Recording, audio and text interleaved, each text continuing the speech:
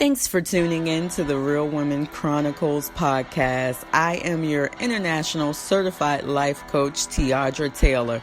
The sole purpose of this podcast is to get you from where you are now to where you want to be. Yes, it's time to break chains and to get unstuck.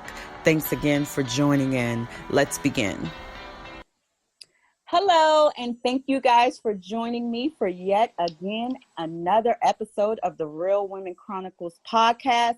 Happy New Year, everyone.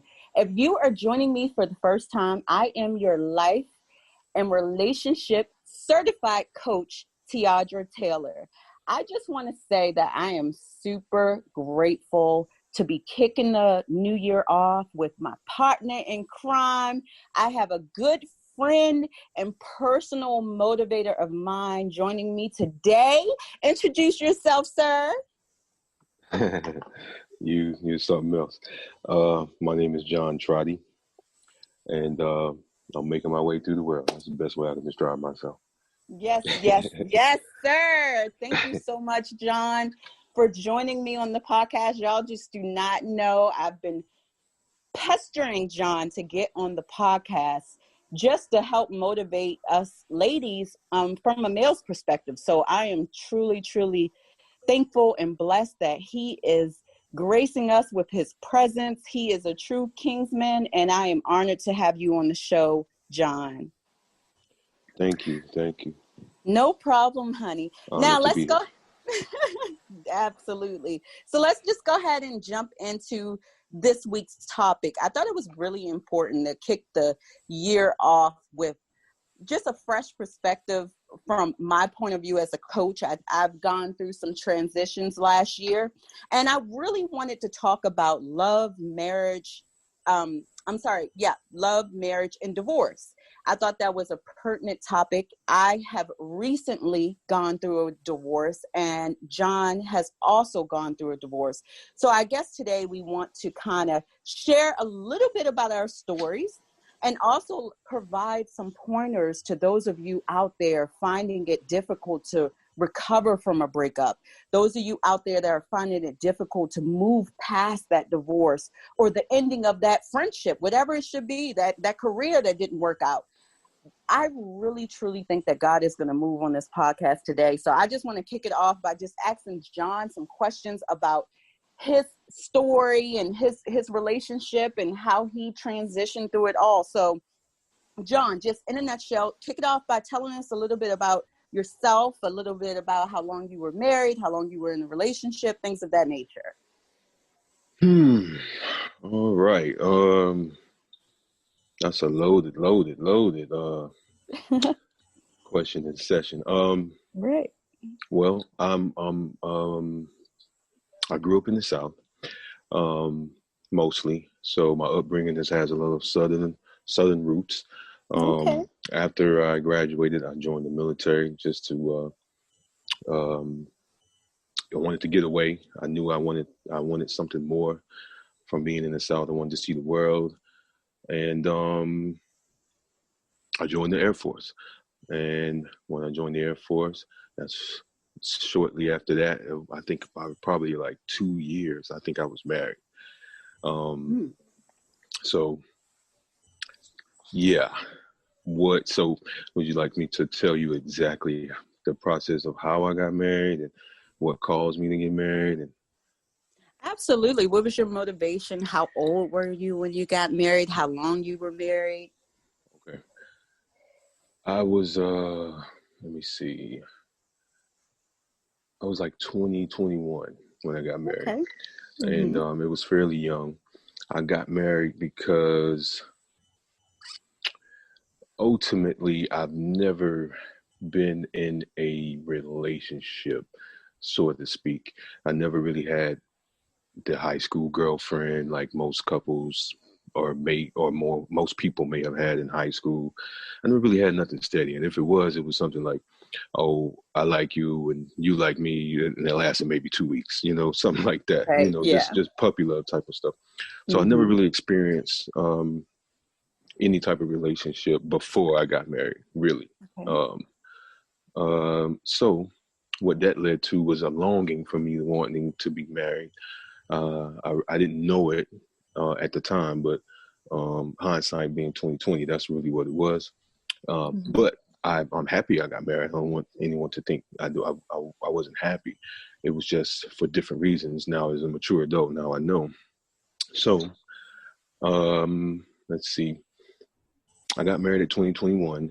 I was in the Air Force, and ultimately, I got a phone call from one of my cousins. Said, "Hey, I got somebody I think you want to meet, and I think you guys would be perfect." And I was stationed in Hawaii at the time, and when she put it on the phone, it was pretty much, we were inseparable. We were on the phone for like hours that first day, like on and on and on. So, what did that mean? So we kept progressing like that, and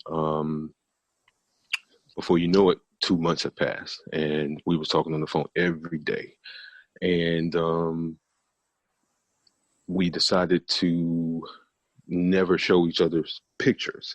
We never saw each other. Remember, I never saw this woman at the time at all. Wow. She didn't see me. I never saw her. It was just like we were really living in a fairy tale, which was great. I was loving it. I was really Absolutely admiring the journey that I never had. Longing for love, longing to have someone, and eventually we said, "Hey, we need to meet up." And so I paid for the tickets. She was in New York. I was in Hawaii. So we met in the middle in LA, and we met each other. And I was looking for her in the airport. It really was like a movie, and it was very beautiful. I saw her. She was beautiful. I'm spinning her around. I was dressing all white, like I knew what I was doing. You know what I mean? Yeah. And so, it was on. From there, I felt like God, all right, this is it. This is my wife. Absolutely. So, long story short, I say about 2 months later, we were pretty much longing for each other, and I sent for her for Hawaii, and pretty much we were married. We got married. I don't believe in shacking up. I grew up with my grandparents, and that was one thing. Because I knew I wanted to marry her. It was just the only thing that rushed was because we were living together, and I felt like that was the wrong thing to do at the time. So we went to the courthouse and we got married. Okay. So about how long did the marriage last before it dissolved itself? Wow. So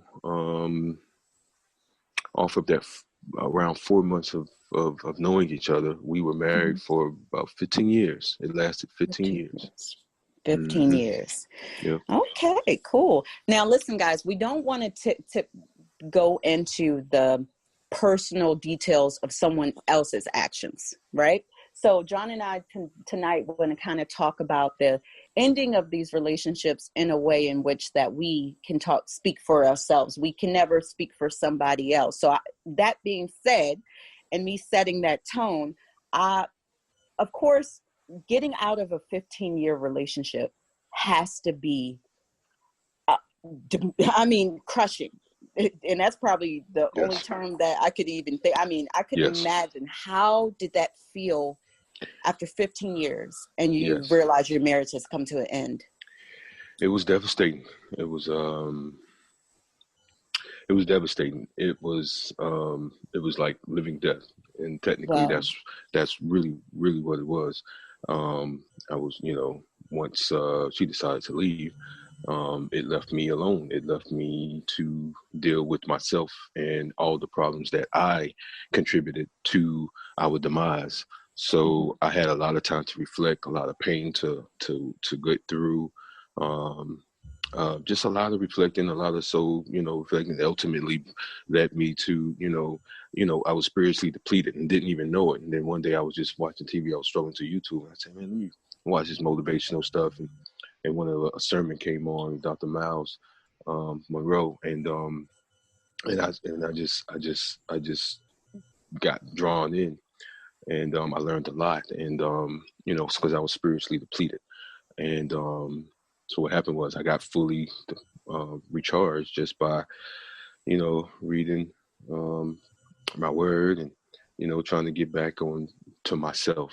And I realized in the marriage, a part of what led to my demise was that I never, um, I never took the time to um, get to know myself. You know, I'm married at 20. Right. I'm married at 20, 21. There was a time period that, you know, I needed to become a whole person as a single person. And, Oh, it's you deep. know, that never took place. So Mhm. it was, in hindsight being 2020, you only realize these things afterwards.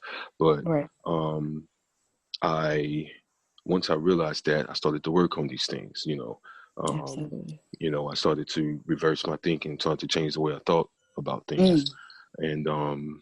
and I realized my faults and I accept my faults. But I realized ultimately it was an experience for me to realize what I needed to do as a man, and how to not only take care of a woman, but how to take care of a wife, because those are things I never really learned That's at deep. at, at all. And so um, I really got in tune with, you know, becoming my best self.